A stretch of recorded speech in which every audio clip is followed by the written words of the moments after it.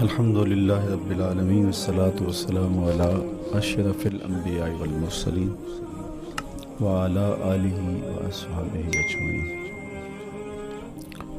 قال اللہ تعالی وتبارک فی القرآن المجید والفرقان الحمید۔ بسم اللہ الرحمن الرحیم۔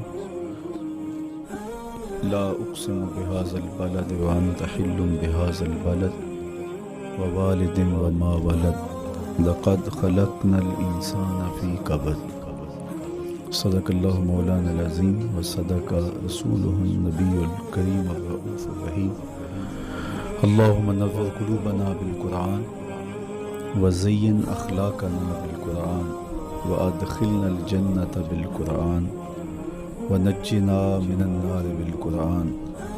قال اللہ تعالی وتبارک فی شان حبیبہ مخبرا وآمرا ان اللہ وملائکتہ یصلون علی النبی یا ایہا الذین آمنوا صلوا علیہ وسلموا تسلیما۔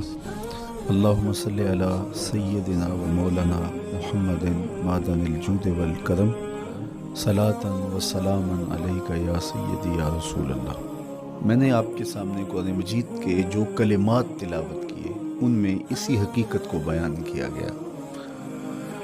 لا اقسم بہذا البلد، آغاز ہوا شہر مکہ کی قسم سے۔ قسم ہے مجھے اس شہر کی، پھر وجہ قسم بھی بیان کی۔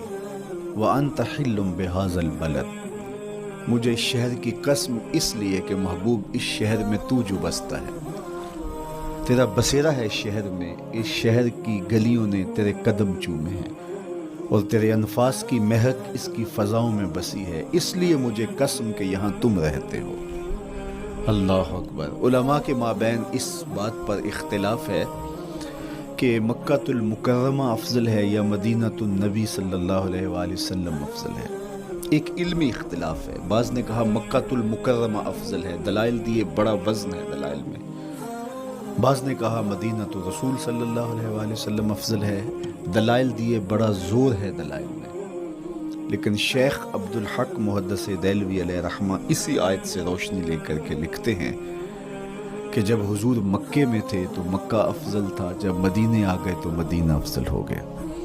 جدھر جدھر سے وہ گزرتے گئے مجد و شرف بھی پیچھے پیچھے رہا۔ چند لمحوں کے لیے ٹھہرے تھے تم جس پیڑ کے نیچے۔ نشور وحدی کا لہجہ دیکھیے کتنا دل آویز ہے۔ چند لمحوں کے لیے ٹھہرے تھے تم جس پیڑ کے نیچے، سنا ہے آج تک اس پیڑ کا سایہ مہکتا ہے۔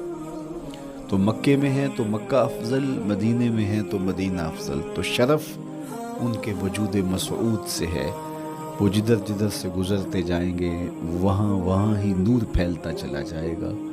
اور پیر نصیر الدین علیہ رحمہ کا لہجہ یہاں کتنا خوبصورت دکھائی دیتا ہے۔ ایک بار وہ جدھر سے گزرے ہیں نصیر، ایک بار وہ جدھر سے گزرے ہیں نصیر، بار بار ادھر سے بہار گزری ہے۔ تو کہا کہ قسم ہے مجھے اس شہر کی، یعنی شہر مکہ کی۔ کیوں اس شہر کی قسم؟ وَأَنْتَ حِلٌّ بِهَذَا الْبَلَدِ، کہ محبوب اس شہر میں تمہارا قیام ہے، اس شہر میں تمہاری رہائش ہے، تمہارے انفاس کی مہک ہے اس شہر کی فضاؤں میں، اور تمہارے قدموں کو چھوا ہے اس شہر کی گلیوں نے، اس لیے قسم کہ یہاں آپ رہتے ہو۔ وَوَالِدٍ وَمَا وَلَدَ، اور قسم ہے باپ کی، اور قسم ہے جو اس کی اولاد ہے۔ والد سے مراد کیا ہے اور ما ولد سے مراد کیا ہے؟ تو اس کے بارے میں ایک قول یہ ہے کہ والد سے مراد حضرت ابراہیم علیہ السلام ہے، اور ما ولد سے مراد حضور علیہ السلام جو ان کے فرزند ہیں۔ ایک قول کہ والد سے مراد حضرت آدم علیہ السلام ہے، اور ما ولد سے مراد ان کی ساری ذریت اور نسل ہے۔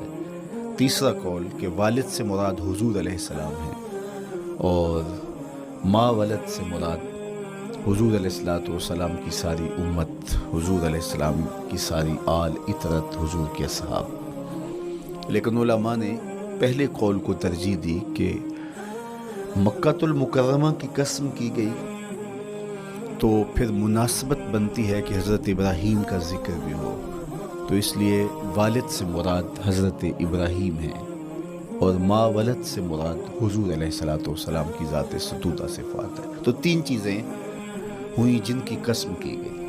سب سے پہلے شہر مکہ کی قسم کی گئی، پھر حضرت ابراہیم علیہ السلام کی قسم کی گئی، اس کے بعد حضور علیہ الصلوۃ والسلام کے مبارک وجود کی قسم کی گئی۔ تین قسمیں کر کے کہا کیا گیا، چونکہ جو خالی ذہن شخص ہو، جب اس کو کوئی بات بیان کی جائے تو قسم سے آغاز نہیں کیا جاتا۔ متردد الذہن کو کوئی بات کرنی ہو تو قسم سے آغاز کیا جاتا ہے، یا پھر آپ جس مضمون کو بیان کرنے جا رہے ہیں وہ اتنا اہم ہے کہ اس کی اہمیت کو اجاگر کرنے کے لیے آپ کو قسم کرنا پڑتی ہے۔ تو یہ جو ماں بعد کا مضمون ہے جس کو میرے رب نے بیان کیا، اس سے قبل ایک نہیں، دو نہیں، تین قسمیں کی۔ تو پھر کان تو کھڑے ہو گئے، سماعتیں تو بچھ گئیں کہ وہ کون سی شے ہے جس کو بیان کرنا مقصود ہے، اور اس سے قبل قسم پہ قسم کی جا رہی ہے۔ قسم محبوب شہر مکہ کی، قسم محبوب تیرے والد بزرگوار حضرت ابراہیم علیہ السلام کی، اور قسم تیرے پاکیزہ وجود کی۔ اب انسان بالکل سماعتیں بچھا کے منتظر ہے کہ قسم کی کس بات کی جا رہی ہے، کس بات پہ قسمیں ہو رہی ہیں۔ تو جواب آیا، قسم محبوب شہر مکہ کی جس میں آپ رہتے ہو، قسم آپ کے والد بزرگوار حضرت ابراہیم علیہ السلام کی، اور قسم آپ کے پاکیزہ وجود کی۔ لقد خلقنا الانسان فی کبد، ہم نے انسان کو مشقتوں میں رہتا پیدا کیا ہے۔ یعنی انسان کی زندگی کے اندر مشقتیں، مشکلیں، آلام، مصائب، حالات کی تلخیاں، سخت مراحل، یہ اس کی زندگی کا حصہ ہے، اور ہم نے اس کو ڈیزائن اس طرح کیا ہے کہ یہ ان ساری مشکلات سے نہ بردآزما ہوگا اور حالات کی تلخیوں کا مقابلہ کرے گا، اور خیر و شر کے ساتھ ساری زندگی اس کا تعلق رہے گا۔ تو یہ اگر سخت جان ہوا تو زندگی میں کامیاب اور بامراد ہوا، اور اگر یہ کمزور ہوا تو پیچھے رہ جائے گا۔ اور اس کے لیے جو قسمیں کی ہیں وہ تین ہیں۔ قسم کا اور جواب قسم کا تعلق ہوتا ہے، یعنی جس پہ قسم کی جا رہی ہے تو جو قسم کی جا رہی ہے اس کا کوئی آپس میں تعلق ہوگا۔ جب پھولوں کا ذکر کریں گے تو پھر اس کے متعلقات ہی بعد میں بیان کریں گے۔ کسی نے کہا تھا جنگل میں کوئی مے خار مرا ہے، جنگل میں کوئی مے خار مرا ہے، اسے انگور کے پتوں کا کفن دو۔ میاں جنگل میں مرنے والے شخص کو کسی اور درخت کے پتوں کا بھی تو کفن دیا جا سکتا ہے، لیکن صاحب مرنے والا مے خار ہے، اور شراب کشید کی جاتی ہے انگور سے، تو اس کو تو ٹھنڈ تب بھی پڑے گی کہ انگور کے پتوں کا کفن دیا جائے، تو مناسبات ہوتی ہیں۔ تو اب جب قسم کی گئی تو قسم تین چیزوں کی گئی، اور اس کی جواب قسم سے مناسبت کیا بنتی تھی؟ انسان کو مشقتوں میں رہتا پیدا کیا گیا، حالات کی تلخیوں سے گزرتا ہے، سخت تربیتی مراحل سے اس کو گزرنا پڑتا ہے۔ تو اس چیز کو بیان کرنے سے قبل تین قسمیں کی گئی۔ پہلی قسم میرے حضور کے پاکیزہ شہر کی، مکہ المکرمہ کی، اس لیے کہ مکہ المکرمہ میں دیکھ لیجئے کہ صحابہ اور حضور کے ماننے والوں نے کیسے تلخ زندگی کاٹی۔ شجر اسلام ثمر بار ہوا تو ہمیں تو یہ کھلے ہوئے پھول دکھائی دیتے ہیں، لیکن ہم نہیں بھول سکتے کہ بلال حبشی کی پیٹھ پہ کیسے کوڑے برسے اور آہد آہد کیسے پکارتے رہے۔ تو ہم اس منظر کو دیکھیں، مکہ کے ان حالات کو دیکھیں، تو اس لیے قسم کی مکے کی، اور پھر حضرت ابراہیم علیہ السلام کی قسم کی، چونکہ حضرت ابراہیم نے جس قدر اذیتوں سے گزر کر کے، مصائب آلام کا سامنا کر کے، حالات کی تلخیوں کا مقابلہ کر کے اپنا راستہ بنایا اور اپنے رب کی رضا پائی، وہ تاریخ کا ایک انوکھا باب ہے۔ اس سے بڑھ کر کیا ہوگا کہ جلتی ہوئی آگ میں چھلانگ لگا دی رب کے حکم کی تعمیل میں، بیٹے کی گردن پہ چھری رکھ دی۔ یہ تماشا لب بام نہیں تھا، منا کی وادی میں وہ انوکھا واقعہ رقم ہوا کہ آج بھی تاریخ انگشت بدندہ ہے کیا ایک باپ، اور وہ اس بیٹے کو ذبح کرنے کے لیے آمادہ ہو گیا جو اس کی آنکھوں کا نور ہے اور دل کا قرار ہے، رب سے مانگ مانگ کے لیا، لیکن تعمیل ارشاد میں اس بیٹے کی گردن پہ چھری رکھنے کے لیے باپ تیار ہو جاتا ہے اور اس کو ذبح کرنے کے لیے آمادہ ہو جاتا ہے، حتیٰ کہ بیٹے کو لٹا لیتا ہے اور ہاتھ میں چھری پکڑ کے بیٹے کی گردن پہ رکھ کے پوری ہمت کے ساتھ جب چھری چلاتا ہے تو آواز آتی ہے فلما اسلما وتلہ للجبین ونادیناہ ان یا ابراہیم قد صدقت الرؤیا انا کذالک نجزی المحسنین۔ ابراہیم بس کرو، تم نے واقعی خواب پورا کر دیا۔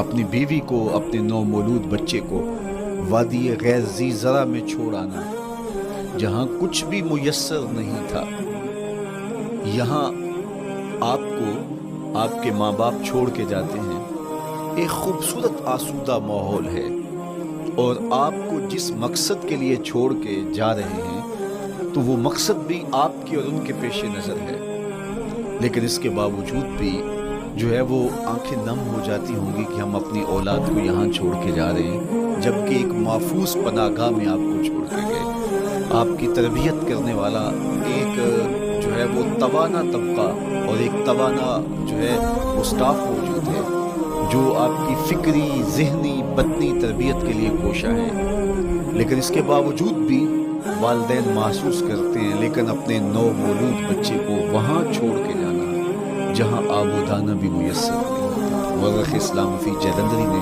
اس وادی کا نقشہ کھینچتے ہوئے کہا، وہ وادی جس میں وحشت بھی قدم رکھتی تھی ڈر ڈر کے، جہاں پھرتے تھے آوارہ تھپیڑے باغ سر سر کے، جہاں پر گھاس اگتی تھی، جہاں نہ پھول کھلتے تھے، مگر وہ سرزمین تھی آسمان بھی جھک کے ملتے تھے۔ تو اس وادی میں چھوڑ کے آنا، حضرت ابراہیم نے جو امتحانات دیے، اس لیے ان کی قسم کی، چونکہ جواب قسم کا تعلق بنتا ہے تو قسم ابراہیم کے پاکیزہ وجود کی کہ جنہوں نے دکھ سے تکالیف آلام گوارا کی لیکن پائے ثبات میں لغزش نہیں آنے دی۔ تیسری قسم میرے حضور کے پاکیزہ وجود کی، فرمایا جتنے دکھ مجھے دیے گئے، جتنی اذیتیں مجھے پہنچائی گئی، اتنی کسی کو نہیں دی گئی۔ پیدا ہوئے تو حضور کے باپ کا سایہ سر پہ نہیں تھا، پھر اس کے بعد حضور مختلف مراحل سے گزرے، 6 سال کی عمر میں ماں کا انتقال ہو گیا۔ جب راہ حق میں لوگوں کو دعوت رشد و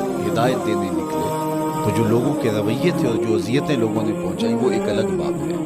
مکے کی گلیوں سے لے کے طائف کے بازاروں تک جن اذیتوں سے میرے حضور گزرے، ام المومنین سیدہ عائشہ رضی اللہ تعالیٰ عنہ فرماتی ہیں ایک دن حضور کی بارگاہ میں حاضری تھی تو ہم نے عرض کیا حضور کیا احد کے دن سے سخت دن بھی زندگی میں کبھی گزرا ہے؟ صحابہ کی نظر میں اس دن سے سخت دن کبھی زندگی میں نہیں آیا، اس لیے کہ جب 70 صحابہ کی لاشیں پڑی تھی، حضور کے چچا حضرت امیر حمزہ شہید کر دیے گئے، اور نہ صرف انہیں شہید کیا گیا، ان کا مسئلہ کیا گیا، اعضائے بدنیاں کاٹ دیے گئے، ناک کاٹ لی گئی، زبان کاٹ لی گئی، بدن چیر کے کلیجہ نکالا گیا، اور پھر ان اعضاء کا ہار پرویا گیا، اور ہندا نے گلے میں ڈال کے رقص کیا، آنکھوں میں نیزے چبھوئے گئے۔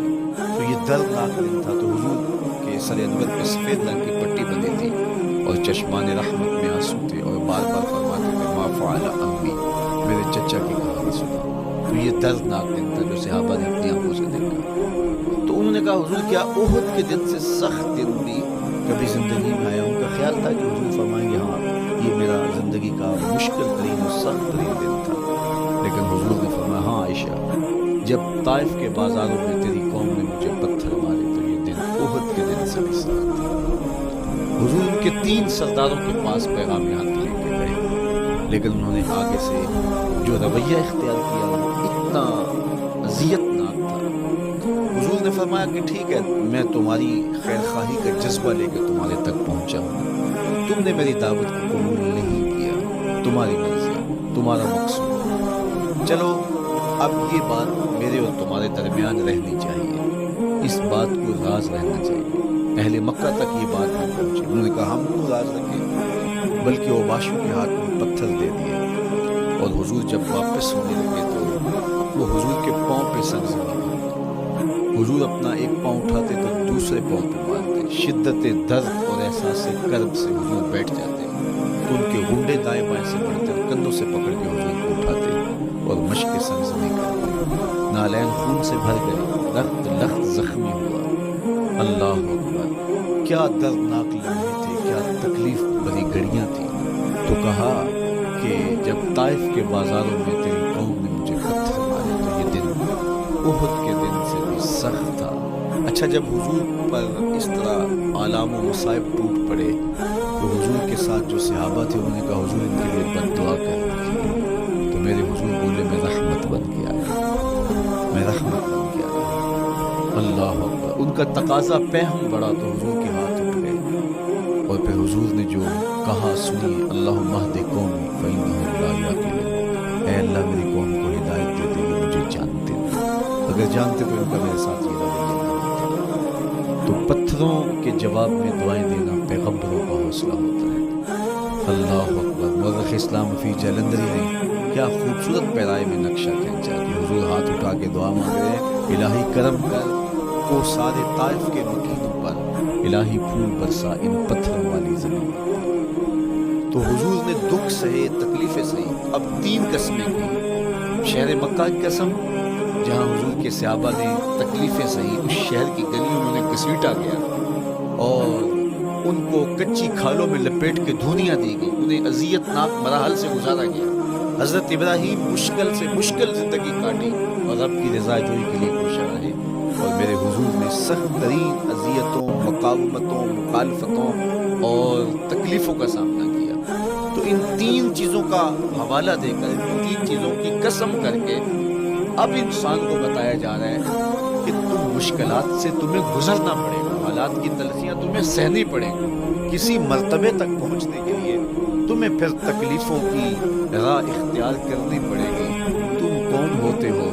میرا محبوب ہو تو تکلیفیں وہ بھی اٹھائے، 2 جہاں کا مالک ہو اور طائف کے بازاروں میں اس کے پاؤں پہ بھی پتھر پڑے، اور کونین کا سردار ہو اور ان کے اوپر اوجری ڈال دی جائے، کائنات کا مالک ہو اور ان کو مکے کی گلیوں کے اندر ان کے گلے میں عقبہ بن ابی معیط کپڑا ڈالے اور تاؤ دے، تو کیا ان مشکلات سے تم بچ سکتے ہو؟ جب تم کسی منزل تک پہنچنا چاہتے ہو تو پھر یہ حوالے ماضی کے دیکھ لو، 3 قسمیں کر کے اس حقیقت کو بیان کیا۔ ابراہیم علیہ السلام کے وجود کو دیکھ لو، حضرت مصطفیٰ کریم علیہ السلام کی ذات ستودہ صفات کو دیکھ لو، اور مکے کی گلیوں میں صحابہ کے ساتھ جو ظلم اور جبر ہوئے اور انہوں نے جو مصیبتیں اور مشقتیں کاٹی وہ ساری دیکھ لو۔ تو 3 قسمیں کھا کر کے کہا کہ بے شک انسان مشقتوں میں رہتا پیدا کیا گیا ہے، اس لیے قافلہ انسانی کے وہ افراد جو کسی منزل کے متلاشی ہوتے ہیں، جو جستجو کی زندگی بسر کر رہے ہوتے ہیں، ان کو پھر مشکلات سے گزرنا پڑتا ہے اور حالات کی تلخی ان کو گوارا کرنا پڑتا ہے، کشاکشی حیات سے ان کو ٹکرانا پڑتا ہے، اور ان کو آگے بڑھنے کے لیے ان کو تکلیفوں سے گزر کر کے، جان کو سل مراحل سے گزر کر کے پھر منزل کی طرف عازم سفر ہونا پڑتا ہے۔ کیا میں نے اس خاکدان سے کنارہ جہاں رزق کا نام ہے آب و دانہ، پلٹنا جھپٹنا جھپٹ کر پلٹنا، لہو گرم رکھنے کا ہے ایک بہانہ، پرندوں کی دنیا کا درویش ہوں میں کہ شاہی بناتا نہیں آشنا۔ تو زندگی مشکل مراحل سے گزر جانے کا نام ہے۔ اقبال نے کہا تھا ہے شباب اپنے لہو کی آگ میں جلنے کا نام۔ یہ زندگی آسان نہیں ہے، یہ حالات کی تلخیوں کا مقابلہ کرنے کا نام ہے، یہ ضبط نفس کا نام ہے، یہ اپنے من کی تربیت کا نام ہے۔ حضرت امام غازی سائت کریمہ کے تحت لکھتے ہیں کہ جب بچہ شکم مادر میں ہوتا ہے تو وہ 3 پردوں میں ہوتا ہے، ایک جھلی کا پردہ، ایک رحم مادر کا پردہ اور ایک پیٹ کا پردہ۔ تو 3 پردوں میں وہ بیچارہ بڑی عجیب سی حالت میں ہوتا ہے۔ یہ اس کا پہلا مرحلہ ہے تخلیق کے بعد، اس کے بعد پیدائش کا دوسرا مرحلہ ہے، یہ زچہ بچہ دونوں کے لیے موت و حیات کے مرحلے ہیں۔ اس کے بعد وہ پیدا ہوا اس دنیا میں آیا تو اس کی مشکل کیا ہے؟ زبان ہے بولنا نہیں جانتا، دیکھتا ہے پہچان نہیں سکتا، سنتا ہے سمجھ نہیں سکتا، ہاتھ ہے پکڑ نہیں سکتا، ٹانگیں ہیں چل نہیں سکتا۔ کتنی مشکل بن گئی، یہ سب کچھ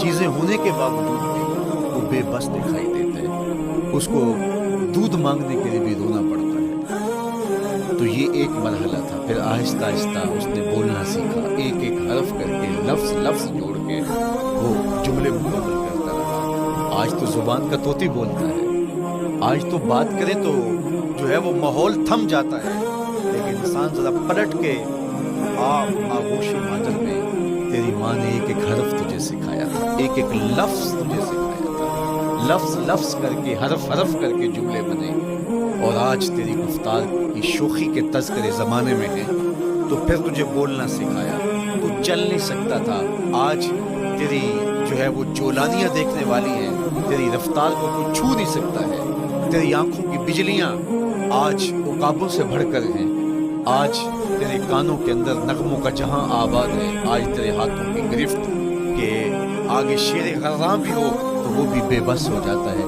لیکن دیکھ تو کتنا مجبور تھا۔ اچھا چلو وہاں سے آگے آئے، پھر زندگی کو سیکھنا پڑتا ہے، آداب سیکھنے پڑتے ہیں، کس سے کیا بات کرنی ہے سیکھنا پڑتا ہے، آگے بڑھے، جوانی کی دہلیز پہ پہنچے۔ جوانی انسانی زندگی کا باقپن ہوتا ہے، عروج ہوتا ہے، اللہ اکبر، لیکن جوانی کو تقدس معاب رکھ کے منزل تک پہنچانا یہ سب سے مشکل مرحلہ ہوتا ہے، چونکہ جذبات بے قابو ہے، خواہشیں آوارہ ہیں، اور تا حد نظر نظارے ہی نظارے جو دل کو کھینچتے ہیں۔ اب اپنے تقدس کو جو شخص محفوظ رکھے، کائنات میں سب سے قیمتی جوہر حضرت انسان کا اس کی عصمت کا جوہر ہے، اور سب سے حسین چہرہ وہ ہے جو جنسی کالک سے اپنے آپ کو بچا لے۔ تو جوانی ہو، بانگپن ہو، اور پھر اپنی خواہشات کو بے قابو نہ ہونے دیا جائے، سب سے مشکل مرحلہ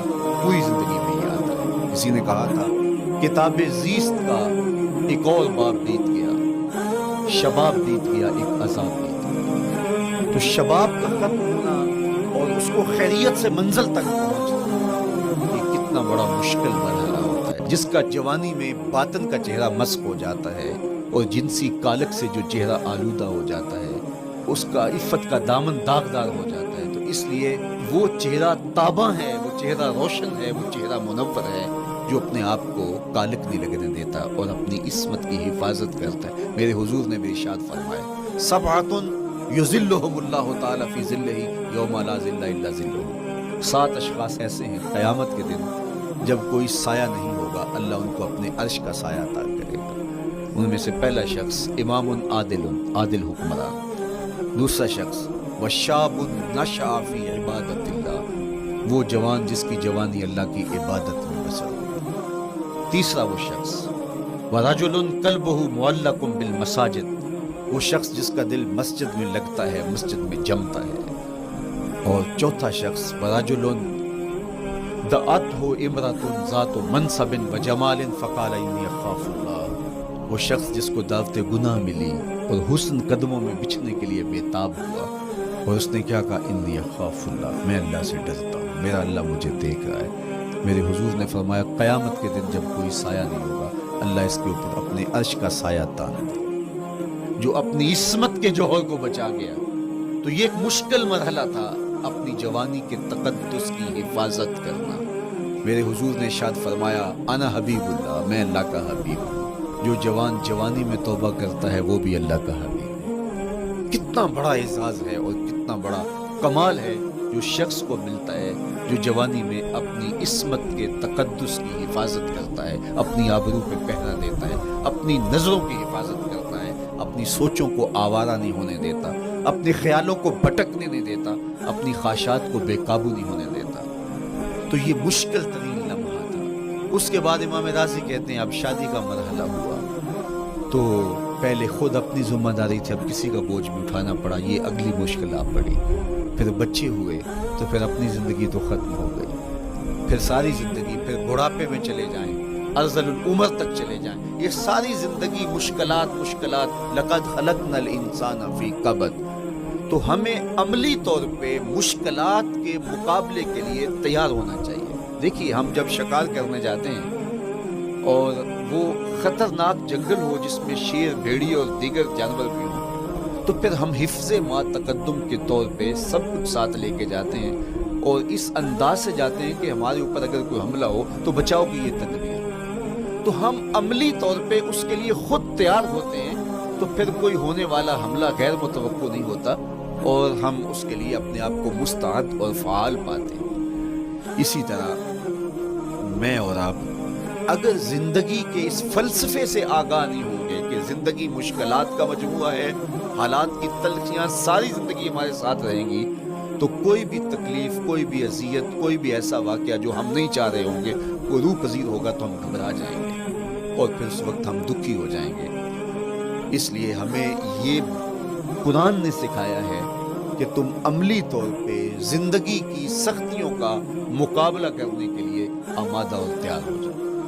قرآن مجید میں جو صبر کا لفظ ہے اس کا مفہوم یہ ہے کہ حالات کی جو تلخیاں تمہارے اوپر آتی ہیں، وہ غربت بھی ہو سکتی ہے، وہ بیماری بھی ہو سکتی ہے، وہ لوگوں کی عداوت اور دشمنی بھی ہو سکتی ہے، وہ اور بہت ساری چیزیں ہوتی ہیں، وہ جنگوں کی حالت کا بپا ہو جانا اور تمہارا دشمنوں کے نرغے میں گر جانا، یہ سب کچھ ہو سکتا ہے۔ تو اس کے اوپر استقامت کے ساتھ تم کھڑے رہو اور تم ان کو برداشت کرنے کی اپنے اندر ہمت اور حوصلہ رکھو، تو پھر وہ تمہارا صبر ہوگا، اور یہ قوت اگر تمہارے اندر پیدا ہو جاتی ہے تو پھر تمہاری زندگی آسان اور سوکھی ہو جاتی ہے۔ لیکن اگر یہ دولت تمہیں نصیب نہیں ہوتی تو پھر ساری زندگی دکھوں اور شکووں سے بھری رہتی ہے۔ اس لیے ہمیں یہ چیز سیکھ لینی چاہیے کہ زندگی نام ہی مشکلات سے نبرد آزما رہنے کا ہے۔ عملی طور پہ ہم دیکھو، ہمیں پتہ ہے سردی آ رہی ہے تو اس کا ہم پہلے انتظام کرتے ہیں، تو سردی ہمیں دکھی نہیں پھر کرتی، ہم سردی سے بھی لطف لیتے ہیں، موسم برسات سے بھی مزہ لیتے ہیں، اور گرمی سے بھی ہم ایک حاص حاصل کر لیتے ہیں اگر ہم اس کو جو ہے اس کے لیے عملی طور پہ اپنے آپ کو تیار کر لیں۔ لیکن اگر ہم اس کے لیے تیاری نہیں کریں گے تو سوائے گھبراہٹ کو کچھ نہیں ہوگا۔ تو مجھے اور آپ کو عملاً اپنے آپ کو اس بات کے لیے آمادہ کرنا پڑے گا کہ زندگی ان حالات کی تلخیوں سے ٹکرانے کا نام ہے، اور ساری زندگی ہمیں ان مراحل سے گزرتے رہنا پڑے گا۔ اور قرآن نے جو ہے وہ 3 قسمیں کر کے، اور 3 قسمیں بھی شہر مکہ کی اور محبوب کریم کے پاکیزہ وجود اور جناب ابراہیم علیہ السلام کی، تاکہ تمہیں پتہ چلے جب ان کو بھی ان مراحل سے گزرنا پڑا میں اور آپ کیا بیچتے ہیں۔ اس لیے ہمیں اپنی زندگی کو ان راہوں پہ ڈالتے ہوئے صبر اور استقامت، اب صبر اور استقامت کی دولت ہمیں کیسے نصیب ہوگی، یہ دولت کس طرح، یہ قوت راسخہ ہمارے اندر کیسے پیدا ہوگی، اور کس طرح ہمارے من کے اندر یہ چیزیں سمائے گی۔ اللہ تعالیٰ کی خشیت، اس پر توکل، اس پر بھروسہ، اور اللہ تعالیٰ جل شانہ کی طرف سے ہر کام کے ہونے کا یقین ہمارے اندر یہ استقامت اور یہ حوصلہ پیدا کرتی ہے یہ چیز۔ اس لیے مجھے اور آپ کو اپنی پوری زندگی میں اس عمل سے گزر کر کے اپنے آپ کو مضبوط ترین صورتحال میں لا کے کھڑا کرنا پڑے گا، اور یہی زندگی کا جمال ہے۔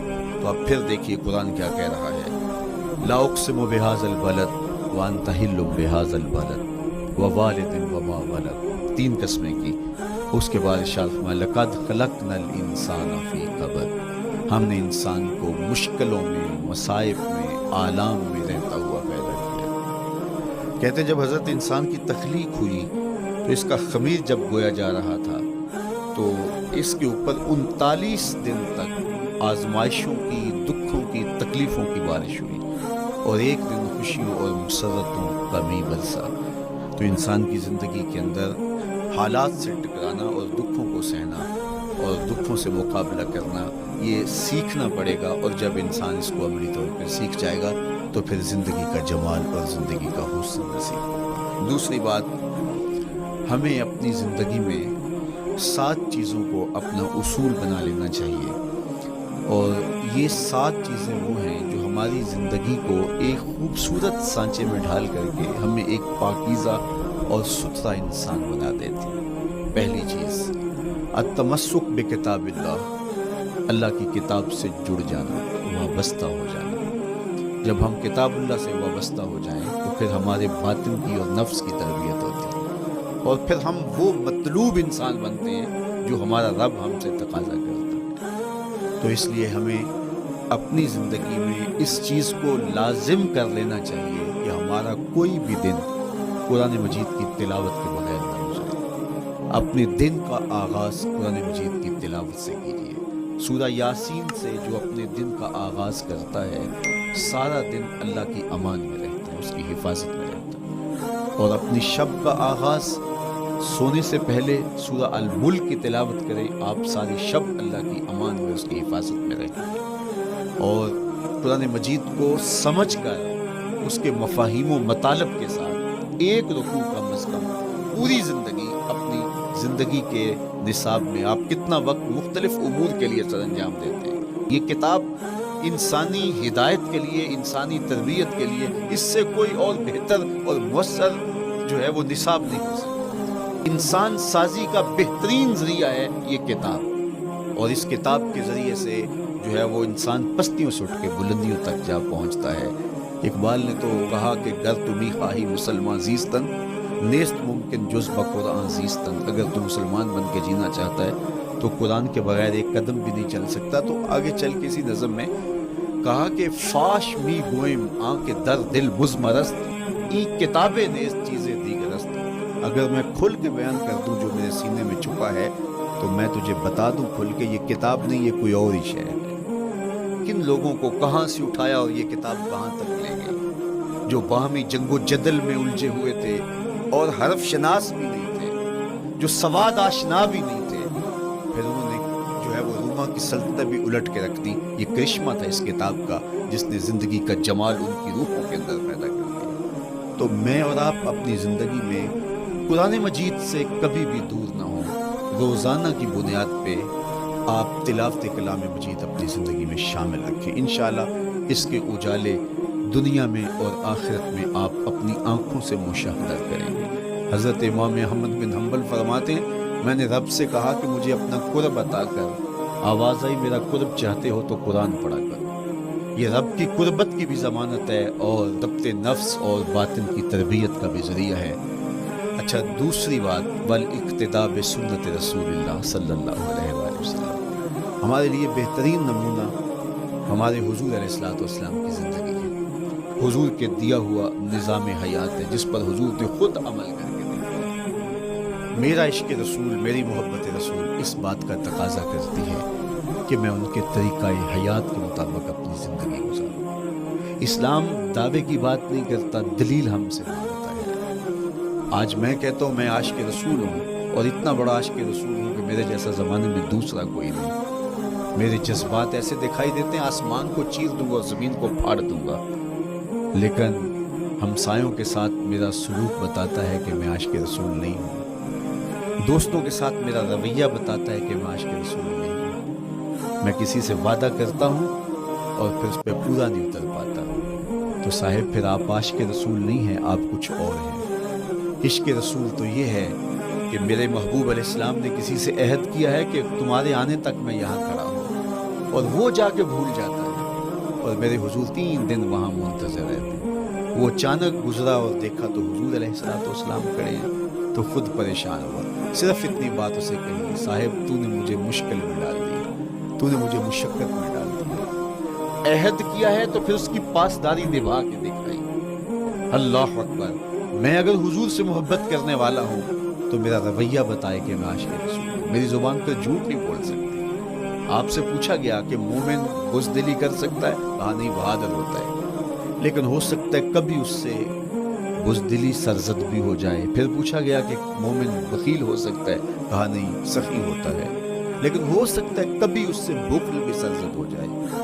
پھر تیسرا سوال حضور سے کیا گیا، مومن جھوٹا ہو سکتا ہے؟ فرمایا جھوٹا نہیں ہو سکتا۔ یہ پکی بات ہے کہ مومن جھوٹ نہیں بول سکتا۔ میں اور آپ اپنے رویوں میں دیکھیں کہ ہم کھڑے کہاں ہیں۔ آج ہم ان جگہوں پہ بھی جھوٹ بولتے ہیں جہاں جھوٹ بولنا ہماری مجبوری بھی نہیں ہوتی، چونکہ یہ ہماری فطرت ثانیہ اور عادت بن چکا ہے، اور ہم اس کو برا ہی نہیں سمجھتے۔ جبکہ جھوٹ جب کوئی شخص بولتا ہے، حدیث پاک میں آتا ہے اس کے منہ سے بدبو نکلتی ہے، رحمت کے فرشتے 1 میل دور ہٹ جاتے ہیں۔ اور سویر سے شام تک جب ہمارے معمولات یہ ہوں تو پھر ہم کہاں کھڑے ہیں اور رحمت کے فرشتے کہاں کھڑے ہیں؟ تو حضور علیہ الصلوۃ والسلام کی سنت کا اتباع حضور کی محبت کی دلیل ہوگی۔ امام قرطبی نے لکھا ہے، اللہ کی محبت کا کوئی دعویٰ کرے تو کیا دلیل ہوگی کہ یہ واقعی محب الہی ہے؟ تو کہا اللہ سے محبت کا دعویٰ کرنے والے کے لیے دلیل یہ ہے کہ وہ قرآن سے پیار کرے۔ قرآن سے پیار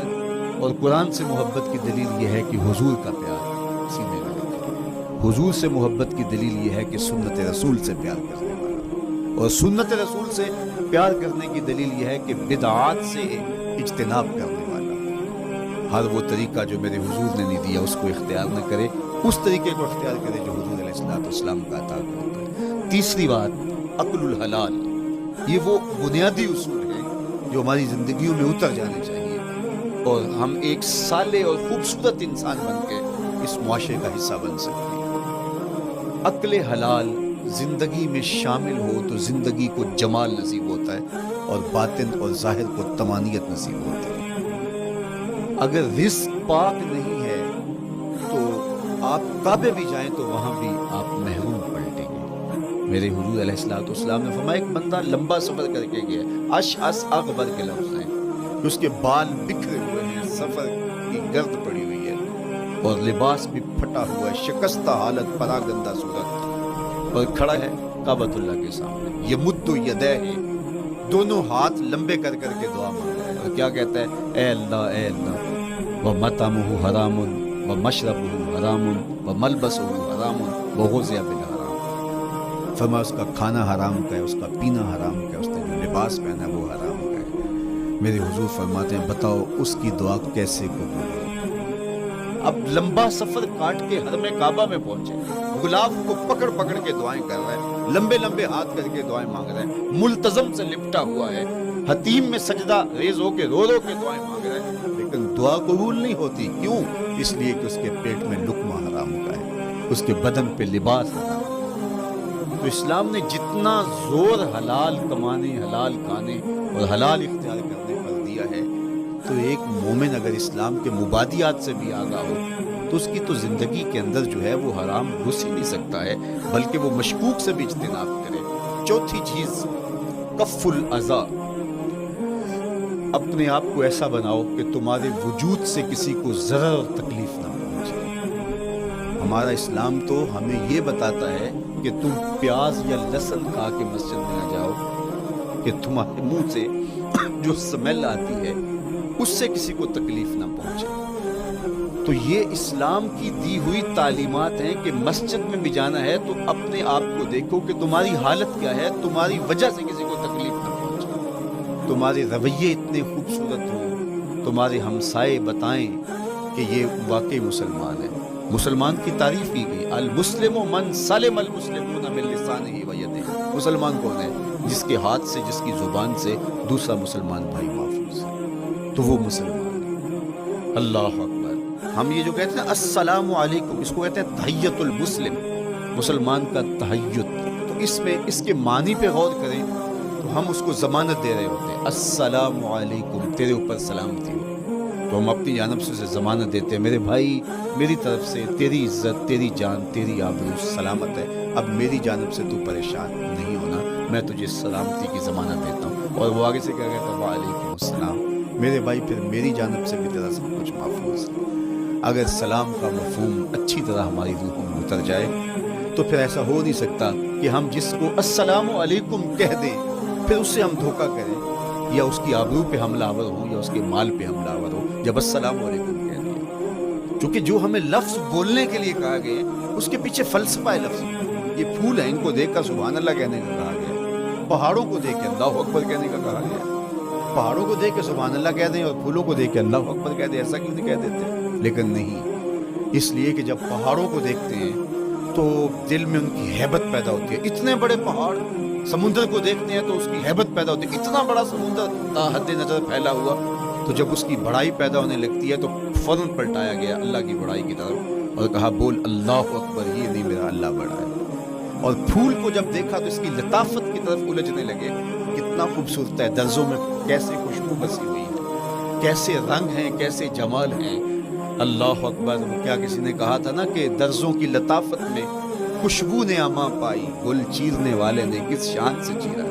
تو کیا کمال ہے یار، کیا پتیاں ہیں، کیا رنگ ہے، کیا خوبصورتی ہے، کیا لطافت ہے، الجھنے لگے۔ کہا بول سبحان اللہ، یہ کیا ہے جس نے رنگ بھرے ہیں وہ پاک ہے۔ تو تیرا دل الجھ نہ جائے، تو جو ہم بولتے ہیں لفظ جہاں بھی بولتے ہیں اس کے پیچھے ایک فلسفہ ہوتا ہے۔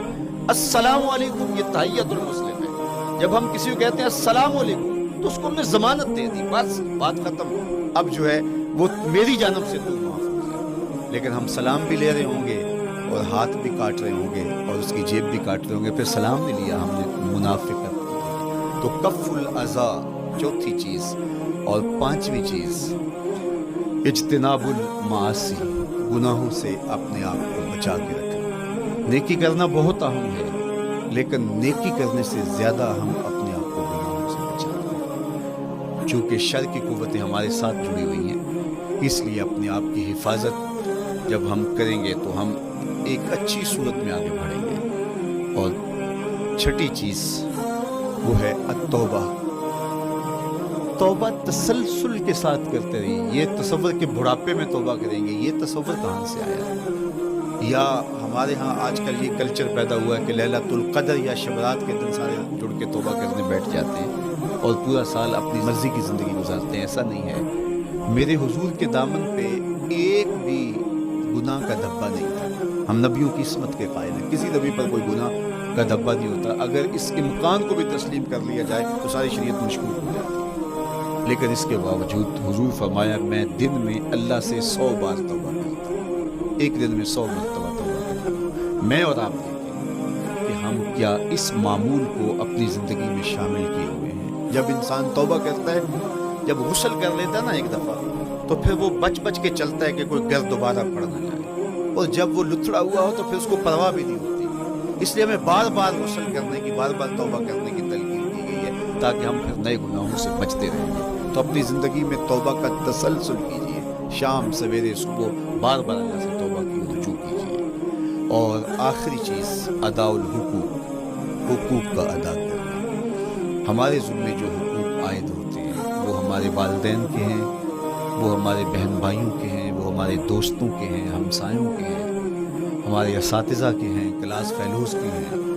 وہ حقوق حتیٰ کہ جانوروں کے کیوں نہ ہوں، تو ان حقوق کو ہم ادا کرنے والے دستبردار نہیں ہو سکتے ہم ان حقوق سے۔ یہ مومن کی زندگی ہے، یہ ہمارا نظم حیات ہے، یہ اسلام کا دیا ہوا منشور ہے، یہ طریقہ زندگی ہے کہ ہم ایک ایک کے حق کو ادا کرتے ہوئے اپنی زندگی کو بسر کریں۔ بالخصوص میں طلباء سے مخاطب ہوں کہ یہ عمر تربیتی اعتبار سے سب سے اہم عمر ہے۔ سیدنا علی المرتضیٰ رضی اللہ تعالیٰ عنہ فرماتے ہیں کہ 15 سال سے لے کر کے 20 سال تک کی عمر میں انسان کے نظریات پختہ ہوتے ہیں اور اس کی عادتیں جمتی ہیں۔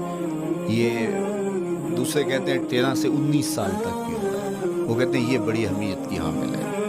تو 13 سے 19 سال یا 15 سے 20 سال تک کی عمر، بعض کا تو ہوتا ہے کہ اب بھی بچے ہیں، ماں باپ بھی سستی کرتے ہیں کہ ان کو تہجد کا عادی اب کیوں بنائیں، ابھی تو یہ بچے ہیں، ان کو ان چیزوں سے، چھوٹی چھوٹی چیزوں کا عادی اب کیوں بنائیں، جب بڑے ہوں گے، سمجھدار ہوں گے، ذمہ داریوں کا بوجھ آئے گا، سب کچھ کر لیں گے۔